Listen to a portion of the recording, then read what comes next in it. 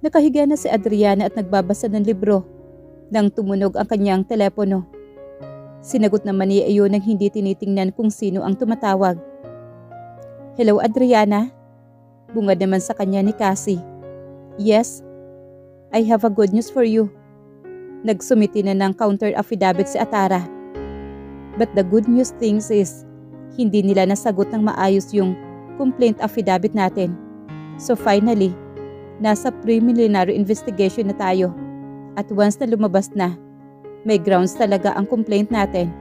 Baka sa susunod na linggo, mag-set na rin ang court hearing para dito. Masayang pagbabalita nito sa kanya. "Yes, inaasahan ko na rin yan. Thanks for the info, Cass." Wika naman niya sa kaibigan. "Anyway, wag mo sanang mamasamain ha. May gusto kasi akong itanong sa'yo." Nag-alinlangan na wika naman ito. Napaupo naman siya sa tinura nito. "Ano yon? May kinalaman ka ba sa article na lumabas laban kay Dominic?" "Ha? Yun ba?" "Yes, alam ko yun." "Bakit mo pa yung ginawa sa kanya?" "Once na magsimula na ang hearing, ay magsisimula na rin namang bumagsak ang kumpanyang yon. Lalo na kapag lumabas na ang sentence niya. At kapag nangyari yon, siguradong sa akin mapupunta ang kumpanya dahil part owner ako nun.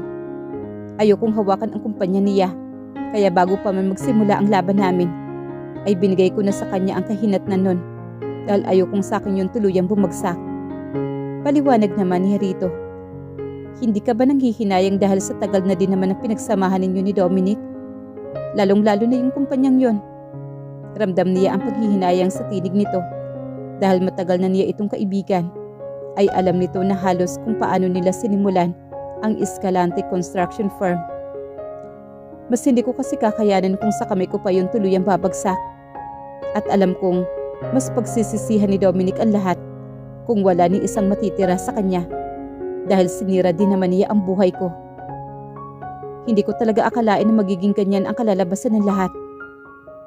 Hindi naman kita masisisi dahil kasalanan naman talaga ni Dominic kung bakit mo yan ginagawa. Ang lahat-lahat ng ito." Napapuntong hininga pa ito. "Wala pa bang counter affidavit sa Dominic?" "Wala pa nga eh. Hayaan mo kapag next week at wala pa rin, i-follow up ko na lang." "Sige Cass, maraming salamat sa tulong mo ha." "Walang anuman, basta nandito lang ako para tulungan ka sa lahat." "Malaking bagay rin sa akin na nariyan ka. Salamat ulit." Paalam niya rito. Nang tuluyang mamatay ang tawag ay kinapa niya ang sariling nararamdaman kung iyon ba talaga ang nais niyang mangyari kay Dominic. Dapat lang na mangyari yan sa kanya. Sa totoo lang ay kulang pa nga yan sa lahat ng sakit na ibinigay at ipinaramdam niya sa'yo. Huwag ka makonsensya. Naiinis na kastigo niya sa sarili. "Adriana anak, desidido ka na ba talagang sampahan ng kaso yan si Dominic?" Tanong sa kanya ng ina at nababakas sa mukha nito ang labis na pag-alala. Nasa harapan sila ng hapagkainan ng mga oras na iyon. "Yes ma, ito lang po ang magagawa ko para mapanatag naman ako." Seryosong tugon naman niya sa ina. "Hindi ba parang sobra naman yata yan?" Ramdam niya ang pagtutol sa tinig nito. "Alam ko naman na malaki talaga ang kasalanan sa'yo ni Dominic. Pero ang sa akin lang naman anak, naghiwalay na naman kayo. Maganda siguro kung patahimikin ninyo na din ang buhay ng isa't isa. Yun ang tingin kong kapayapaan na dapat na ibigay mo sa sarili mo. Hindi maitatama ang isang pagkakamali ng isa pang pagkakamali anak." "Ma, walang mali sa ginawa ko.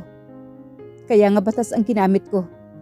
Mas mali kung ilalagay ko sa sarili kong kamay ang paghihigante. At wala akong balak na gawin yon. Lumalaban ako ng patas sa laban naming ito ni Dominic.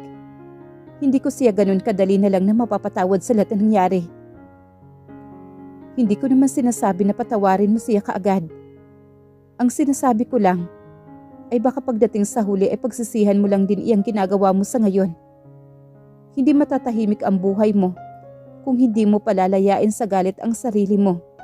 At baka mas lalong lumala iyang problema mo kung patuloy mo lang nadadagdagan ang mga bagay na iniintindi mo. Subukan mo muling ituloy ang natapos mo nang sa gayon ay may iba ka pang pinagkakaabalahan at patuloy mo nang na makalimutan ang lahat. Ma, madali lang sa inyo na sabihin ang lahat ng yan. Dahil hindi sa inyo ang nangyari ang lahat. Ilang beses ko na rin namang sinubukan pero alam ko hindi ako matatahimik kung hindi ko ipaparamdam sa kanya yung sakit na naranasan ko. E diyan ba sa ginagawa mo? Ay nararamdaman mo bang masaya ka, Adriana? Natahimik naman siya sa tanong nito. Pabayaan mo na muna ang desisyon niya. Kung iyan ang gusto ng anak mo, ay suportahan na lang natin. Malaki na yan at sigurado namang akong alam niya ang ginagawa niya. Pagtatanggol naman sa kanya ng kanyang ama, kaya nakahinga naman siya na maluwag. Maraming salamat pa. Nakangiting wika niya sa ama, habang ang kanyang ina naman ay naiiling na lang sa mga naririnig sa kanila. Pagkatapos kumain ay tumayo na siya at tinungo ang kanyang silid. Doon ay muli niyang pinakiramdaman ang sarili. Hanggang saan nga ba kaya kong gawin ang laban na ito para sa amin ni Dominic? Napabuntong hininga na tanong niya sa kanyang sarili. Lumapit siya sa kanyang higaan at naupo roon. Saka binuksan ang drawer ng kanyang bedside table. Kinuha niya ang picture frame na naroroon kung saan litrato nila iyon ni Dominic. Noong kolehiyo pa lamang sila. Hindi niya napigilan ang pagpatak ng luha habang matama na nakatingin sa litratong iyon. Halos kalahati ng kanyang buhay ay kasama na niya ito. At hanggang sa mga oras na iyon kapag naaalala niya ang mga nangyayari, ay nasasaktan pa rin siya. Napukaw ang malalim na pag-iisip niyang iyon nang biglang tumunog ang kanyang cellphone. Agad niyang pinunasan ang kanyang mga luha. Si Stefano iyon. Kaya agad niyang sinagot. Kumusta? Bungad niya rito. May balita ka na ba? Yes, magandang balita. Mayroon ng buyer ang bahay mo. At pinatitingnan ko na sa kanila ang property. Nakapagbigay na rin sila sa akin ng letter of intent at acceptance mo na lang ang kailangan ko para ma-proceed naman sa next step. Okay, ano ba yung susunod? After the acceptance, it's either mag-provide muna sila ng earned money or down payment na kaagad yung i-deposit dito sa account mo para ma-secure na nila yung property. Then after nun, preparation na lang ng legal documents for transfer of title. Paliwanag naman ito sa kanya. Okay, that's good news. Thank you so much. You're welcome. Okay, bye. Kinabukasan ay lumuwa si Adriana dahil nga sa isang mahalagang taong dapat niyang kausapin. Kasalukuyan siya naglalakad papasok ng Grand Fairmont Hotel at tinungo ang restaurant ng hotel na iyon. Good morning, ma'am. What can I do for you? Magalang na salubong sa kanya ng isang attendant. I have a table reservation under the name of Mr. Drake Aragon. Okay, this way, ma'am. At iginiya naman siya nito papunta sa isang lamesa na pandaliwahan. Coffee or tea? Tanong nito sa kanya na makaupo siya. Coffee please. For a while, ma'am. Pagkatapos ay tinalikuran siya nito. Wala pa rin naman si Drake Aragon, kaya mag-isa pa lamang siya nakaupo roon. 9:00 ang kanilang usapan kaya napatingin naman siya sa kanyang relo. 10 minuto bago mag-9:00 ang oras doon. Napadiretso siya ng upo na mapansin ang isang matangkad na lalaki na papalapit sa kanyang kinaroroonan. Attorney Adriana Escalante? Tanong nito sa baritonong tinig. Akma siyang tatayo nang pigilan siya nito. No need. Napatango naman siya kaya naupo na ito sa kanyang harapan. Hindi ko ina-expect na ganyan ka pala kabata. Ang iniisip ko kasi kapag abogada ay matanda ng tingnan. I don't get if that's what a compliment or not, but thank you anyway. Seryoso naman wika niya rito. So bakit mo ako gustong makausap? Tanong nito sa kanya. Tinanggap mo ba ang paghingi ng tulong sa'yo ni Atara? Balik tanong naman ni Adriana. Oo. Wala naman sana akong balak na tulungan siya. Pero ikaw ang nag-insist sa akin na dapat ay tulungan ko siya. Baka sa mukha nito ang labis na pagtataka. Okay, that's good. Seryoso siyang muling tumingin dito. Narito tayo dahil gusto kong mag-offer ng proposal sa'yo. Natigilan siya dahil sa palapit ng waiter sa kanila. "Here's your coffee, ma'am." Sabay lapag ng kape sa kanyang harapan. "Thank you." "Anong proposal? At anong kinalaman ng pagtulong ko kay Atara? Hindi ba't gusto mo siyang mapakulong? Bakit ikaw pa ang gumawa ng paraan para makahanap siya ng abogado at malusutan ang kasong ito?" Nagtatakang tanong naman sa kanya ni Drake Aragon. "Nagkakamali ka. Hindi ako gumagawa ng paraan para malusutan niya ang kaso na to. Dahil sa paraang ginagawa ko, ay mas mapapabilis ang pagkuha ko sa hustisyang hinahanap ko." Makahulog ang wika naman ni Adriana. "Anong ibig mong sabihin?" "Look, Mr. Aragon, hindi pa katagaanong kakilala, kaya hindi ako ganong kapanatag na sabihin sa iyo ang lahat ng plano ko." Humigop siya sa kaping nasa kanyang harapan. "Nabalitaan mo na ba ang nangyari sa owner ng Escalante Construction Firm?" Nagsalubong naman ang kilay nito sa kanyang tinuran. Sa palagay niya ay hindi pa nga nito nababalitaan ang nangyari kay Dominic, kaya inilabas niya ang cellphone niya sa kanyang bag at ipinakita iyon dito. "Ano namang kinalaman ko riyan?" Nagtatakang tanong naman ito. "Saka ano bang kinalaman mo kay Dominic Escalante?" Naguguluhang tanong naman ito.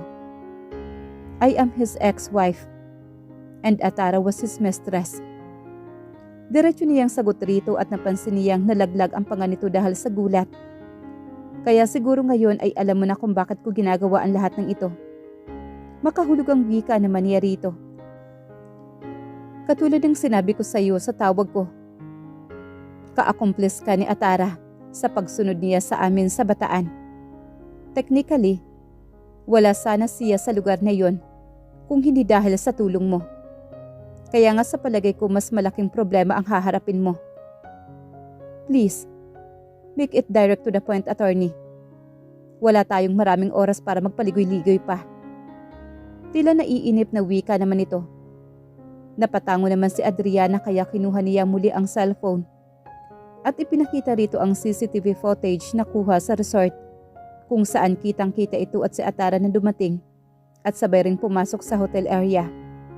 Pinakita rin niya ang screenshot ng database ng resort kung saan naroroon ang pangalan nito. Nakatunayan ito rin ang nagbayad ng silid na tinutuluyan ni Atara. "Kung hindi ka tutupad sa magiging usapan natin ngayon, I think possible mangyayari sa iyo ang nangyari kay Dominic ngayon. Dahil kung tutuusin, isa ka rin sa dahilan kung bakit nawala ang anak ko." "So, binablackmail mo ba ako? Hindi ba bawal din yung ginagawa mo, attorney?" Sarkastikong wika naman ni Drake Aragon. "No, hindi kita binablackmail, Mr. Aragon. I'm giving you a proposal." Pagtatama niya sa sinasabi nito.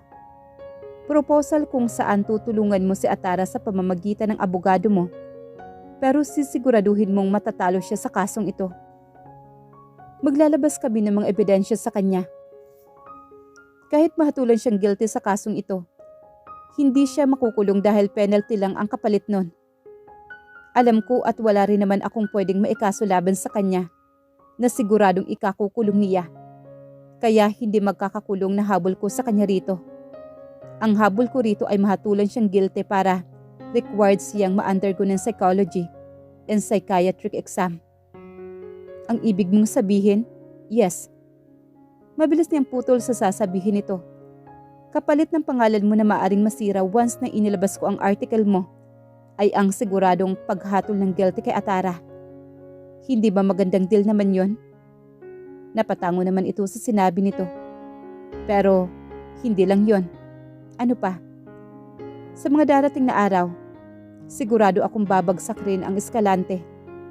Nang malaman kong construction din ang inegosyo mo, ay tingin ko may dahilan talaga kung bakit kailangan magtagpo ang landas natin. Ano namang ibig mong sabihin? Kapag tuluyang bumagsak ang Escalante Construction Firm, gusto kong saluhin mo ang management ng kumpanyang yon. Bakit ko naman gagawin yon? Bibilhin mo kay Dominic ang Escalante sa oras na wala siyang ibang magagawa, kundi bitawan ang kumpanya. I-declare mo under new management na ang kumpanyang yon at maaari mo yung ilagay under the name of your business. Pero gusto ko kung sino ang mga taong nasa loob, ay sila pa rin ang magiging tauhan mo. Napakarami mo namang demand. Reklamo naman ni Drake Aragon. Gusto ko lang pabagsakin si Atara at Dominic, pero wala akong balak na idamay ang mga taong nagtatrabaho ng maayos sa kumpanyang yon. Wala akong alam sa construction business, kaya kapag pinilit kong hawakan ang kumpanya, ay sigurado akong mawawala rin iyon sa mga kamay ko. At yun ang ayokong mangyari. Wika naman ni Adriana. Okay, bago mag-file ng bankruptcy ang Escalante, ay bibilhin ko yun kay Dominic. Mabilis naman ang pagsang-ayon nito. Salamat. Anyway, I will give you updates about the kumpanya. At gusto ko rin na seryosuhin mo ang usapan nating ito tungkol sa kaso ni Atara. Wala akong masyadong oras para patagalin ang kasong yon, kaya gusto ko na lang itong matapos lahat. Okay, kung wala ka ng ibang sasabihin ay aalis na rin ako dahil marami pa akong aasikasuhin. Nice to meet you, attorney. Usal nito bago siya tuluyang tinalikuran. Bakit ang dami mo namang dalang gamit? Nagtatakang tanong ni Brayden kay Dominic dahil kasalukuyan siya nasa harapan ng inuupahang bahay nito. May buyer na yung bahay ni Adriana, kaya kailangan ko nang umalis doon. Pwede bang dito na muna ako sa iyo habang hindi pa ako nakakahanap ng matitirhan ko? Balungkot na wika naman ni Dominic. Hay, grabe talaga ang galit sa'yo ni Adriana. Sagad hanggang buto. Mukhang gusto niyang tuluyan ka na talagang gumapang sa hirap. Wika nito nang makapasok sila sa loob. Nauubusan na nga ako ng pag-asa. Hindi ko na rin nagawang pakiusapan yung mga kliyente namin. Kahit tapusin na lang yung mga project, talagang gusto na nilang i-terminate yung kontrata. Umupo siyang pasalampak sa sahig ng tinitirhang iyon ni Brayden. Maliit na apartment lang iyon kaya kitang-kita niya na kumuha ito ng alak mula sa ref nito. Pagkatapos ay inabot iyon sa kanya. Salamat.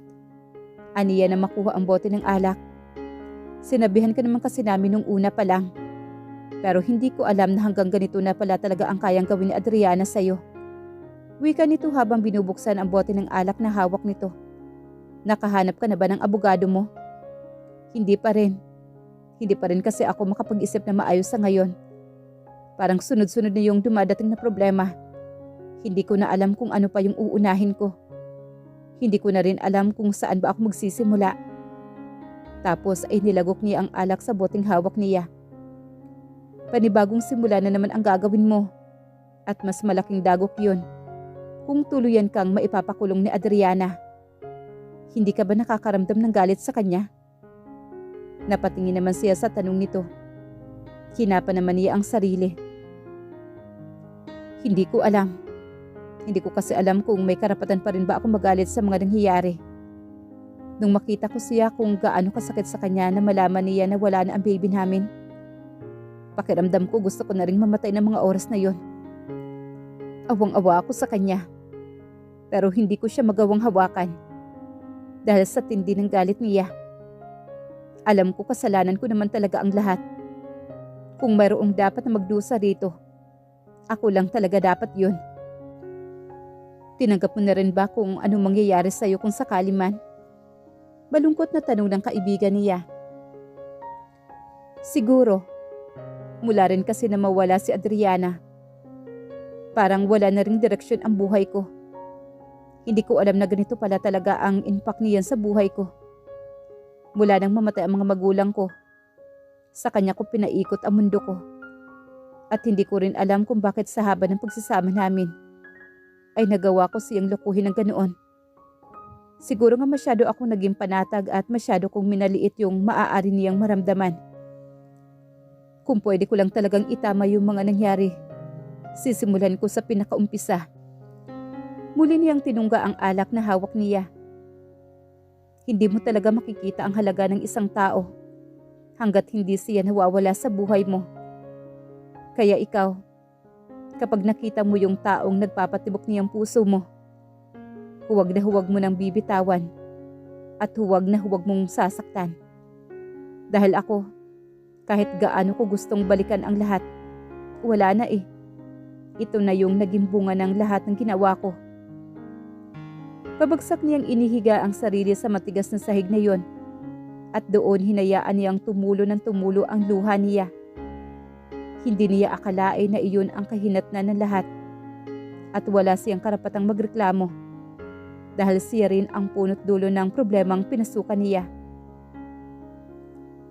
Kung sakaling malulusutan mo ang problemang ito, Dominic, subukan mo nang baguhin ang buhay mo. Kahit pa nga hindi mo na kasama sa Adriana sa buhay na yon.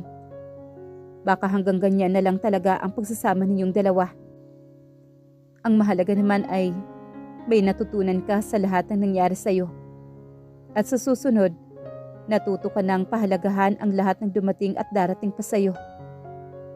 Narinig niyang wika pa ni Brayden sa kanya. Sige na, matutulog na rin ako. Dito na lang siguro muna ako. Hihiga na lang ako riyan kapag nahirapan ako. Tugon niya habang nakapatong pa rin ang mga braso sa ibabaw ng kanyang mga mata. Sa 1 linggong lumipas, sa wakas, masisimula na rin ang trial sa kaso ni Atara.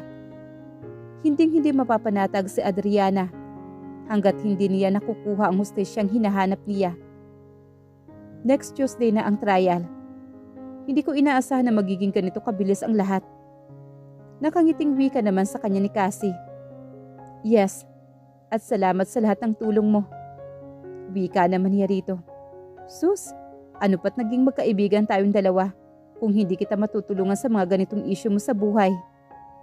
Anyway, may update ka na ba sa kaso ni Dominic? Wala pa rin siyang counter affidavit, kaya baka i-follow up ko na lang yun sa prosecutor's office. Huwag ka mag-alala. Makukuha mo rin ang hustisyang hinahanap mo kay Dominic. At sisiguraduhin ko rin na mananalo tayo sa kasong yan. Paninigurado naman ito sa kanya. Maraming salamat. Matamang nakatingin si Dominic sa screen ng kanyang monitor. Sinubukan niyang i-liquidate ang natitira niyang mga assets para sana ibayad sa mga kontratang na-terminate sa kanya. Pero kahit anong gawin niya ang pagbabalanse, ay kulang at kulang pa rin ang lahat na mayroon siya para maibalik niya ang mga perang hindi nagamit ang bawat proyekto. Isang mahinang katok sa pintuan ang pumukaw sa atensyon niya. Pasok, wika niya. Engineer, nariyan po si Mr. Drake Aragon ng Aragon Construction and Development Corporation.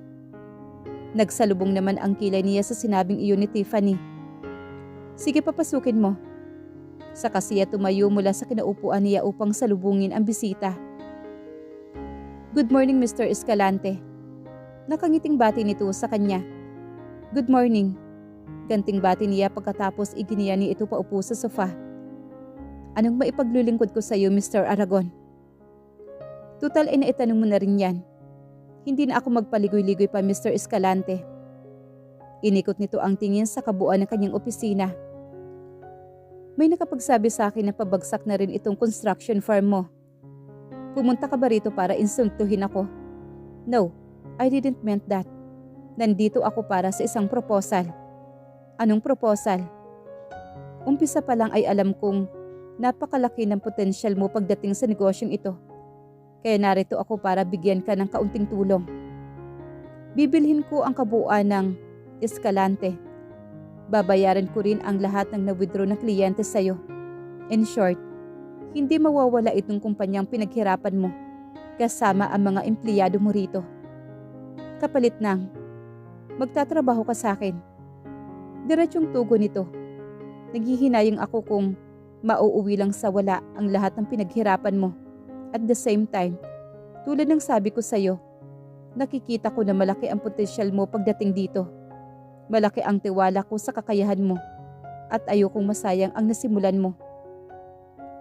Pero sa tingin mo ba, kung kukunin mo ako, ay may tao pa bang magtitiwala sa'yo? We are doing business here, Mr. Escalante, and we are not for personal matters. Kung issue mo, bukas o makalawa ay mawawala rin yan. Pero yung kakayahan mo, naniniwala akong hindi yan mawawala sa'yo. At kung papayag ka, ang kumpanyang ito ay magiging bahagi ng kumpanya ko. Papalitan ko ang pangalan nito at ilalagay ko sa ilalim ng Aragon Construction and Development Corporation. Pero katulad ng ipinangako ko sa iyo, ang mga empleyado mo at magiging ikaw ay mananatili sa kumpanyang ito. Napaisip naman siya ng malalim sa sinabi nito. Sa totoo lang, hindi ko ipinaglalaban ang kumpanyang ito para lang sa akin.